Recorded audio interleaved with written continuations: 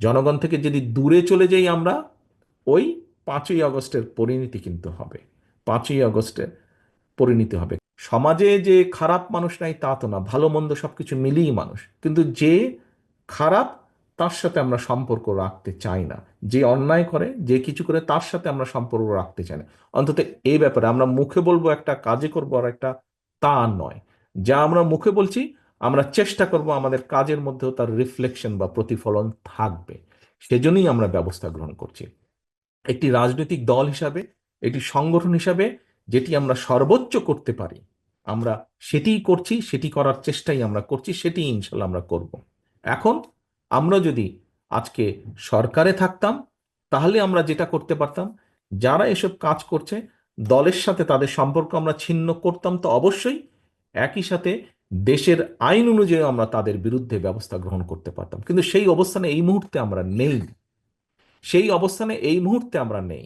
কাজেই সেই অবস্থানে যদি ইনশাল্লাহ আমাদের যাওয়ার সুযোগ হয়, আজকে যেমন শুধু দলের সাথে সম্পর্ক ছিন্ন করছি, এর পরবর্তীতে সরকারি অবস্থানে থাকলে তখন যেহেতু আমাদের একটি সুবিধা থাকবে, অন্যায়কারী যেই হোক না কেন আমরা মুখে যেটা বলি আমরা সেটা বাস্তবায়নের চেষ্টা করব।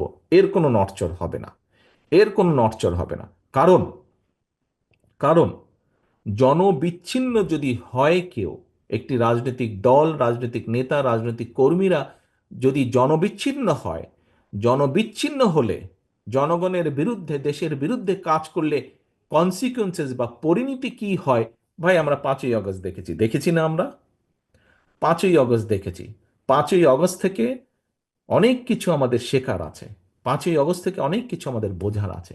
কাজেই প্রিয় সহকর্মীবৃন্দ, আমরা 31 দফার কর্ম প্রশিক্ষণ আজকে করেছি। এই 31 দফার সাথে সাথে 31 দফা যেমন জনগণের কাছে নিয়ে যাব, 31 দফার মাধ্যমে আমাদেরকে রিয়েলাইজ করতে হবে, আমাদেরকে একটি বাস্তবায়ন করতে হবে।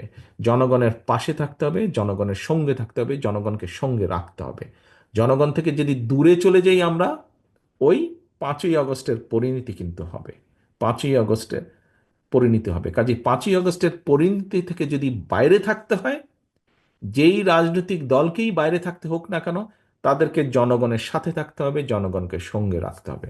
আমি জানি সারাদিন আপনারা এখানে আছেন, অনেকে অনেকক্ষণ ধরে এই প্রশিক্ষণের মধ্যে আছেন, ধৈর্যচ্যুতিও ঘটছে আর অনেকেরই।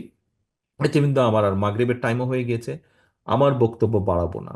সহকর্মীবৃন্দ, আজকে আপনারা সারাদিন এখানে কষ্ট করেছেন, কিন্তু এই কষ্টটাকে যদি আমরা সঠিকভাবে কষ্টের মূল্যায়ন করি, আগামী দিন আমরা ভালো কিছু করতে সক্ষম হব।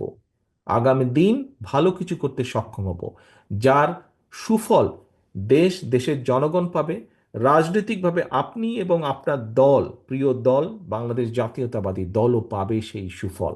কাজে আসুন, সেই সুফলটা যাতে দেশ যেমন পাবে, দেশের মানুষ যেমন পাবে, একইভাবে রাজনৈতিকভাবে সেই সুফলটা যাতে আপনি এবং আপনার দল পেতে পারে, আমরা সেই শপথ নিয়ে আজকের এই অনুষ্ঠান আমরা শেষ করব।